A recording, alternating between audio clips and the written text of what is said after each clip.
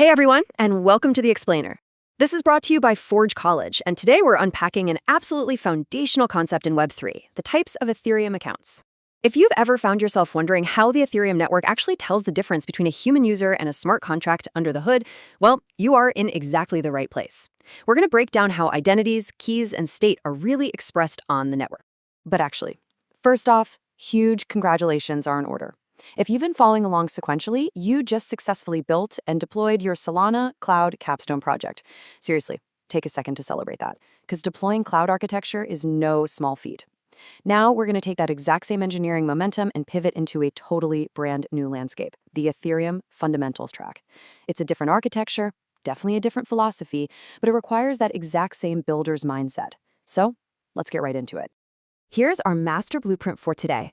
We'll start with mailboxes versus vending machines. Then look at the anatomy of accounts, trace a smart transaction, and wrap up with a gas and state summary. All right, part one, mailboxes versus vending machines. Let's look at the EOA versus contract model. I want you to completely forget about abstract cryptography for a minute.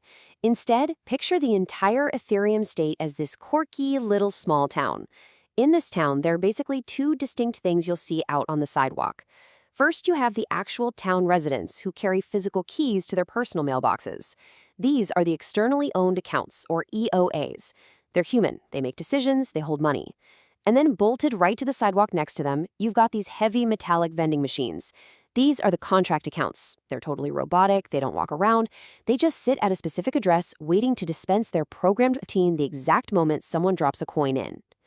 Let's zoom in on our town residents. An externally owned account is an account controlled by a private key. Now that is the magic phrase.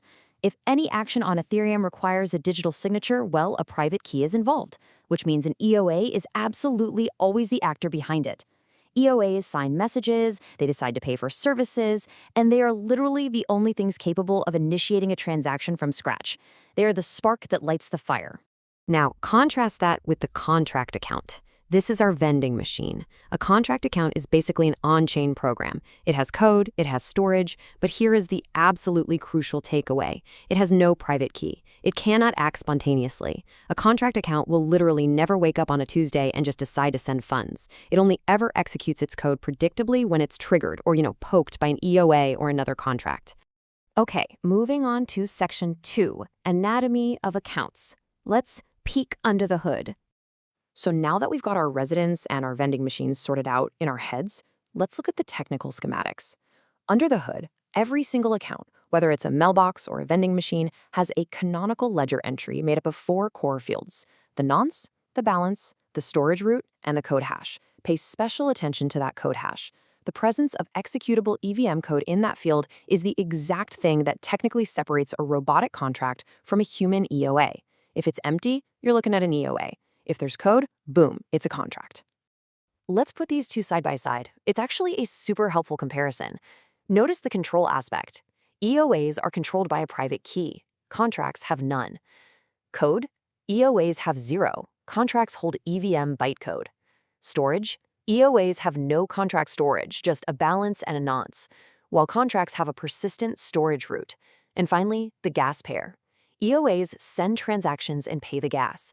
Contracts run using the gas supplied by whoever called them. So, burn this mantra into your brain. EOAs initiate and pay. Contracts react and execute. All right, section 3, tracing a smart transaction. Let's look at the step-by-step lifecycle. Let's put all this into motion and trace exactly what happens when a resident decides to walk up and interact with a vending machine. There's basically 4 main steps in the life cycle of this smart transaction.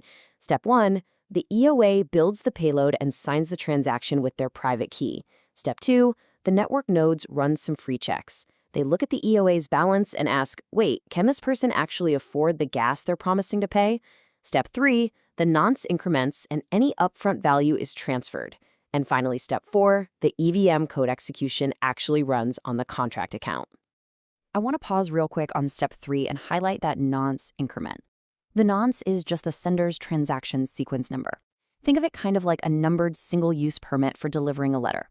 Once permit number 5 is used, the network will never, ever accept another transaction with permit number 5 from that specific account. This is Ethereum's absolute primary protection against replay attacks. It guarantees that nobody can intercept your signed transaction and try to duplicate it to drain your funds. And this brings us to a hard and fast rule in Ethereum. Execution and gas are separate concerns. You really need to internalize this. Let's go back to our analogy for a second.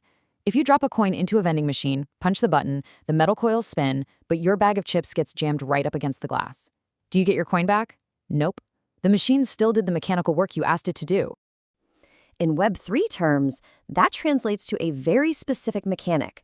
Failed execution consumes the sender's gas budget and increments the nonce, but the internal storage changes revert.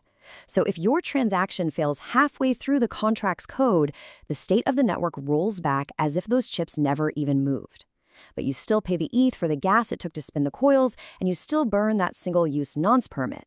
You've got to separate the state effects from the gas effects. And finally, Section 4, Gas and State Summary. Let's hit the core takeaways. Let's wrap this up with a look at who actually foots the bill. What happens if a vending machine needs to talk to another vending machine? Say the contract you called needs to go check a balance on a completely different contract. Do you need to sign a second transaction for that? No way. Internal calls between contracts do not require new signatures. They run entirely on the initial gas supplied by the EOA.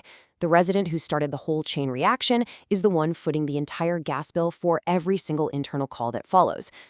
So you know exactly how these accounts behave, who pays, and who initiates. But here's a final provocative thought to leave you with. Whether it's an EOA or a contract, they're both identified by those super long hexadecimal 20-byte addresses. But where do those addresses actually come from? Are they just totally random? How does a public key turn into an address? And how does a brand new vending machine get assigned its location? Well, that is exactly what we're going to uncover in our next lesson on address derivation. Thanks so much for hanging out with me for this explainer. Keep that engineering momentum going. To dive into the next lesson, review what we talked about today, and explore way more about Web3, please visit forge.college to continue learning.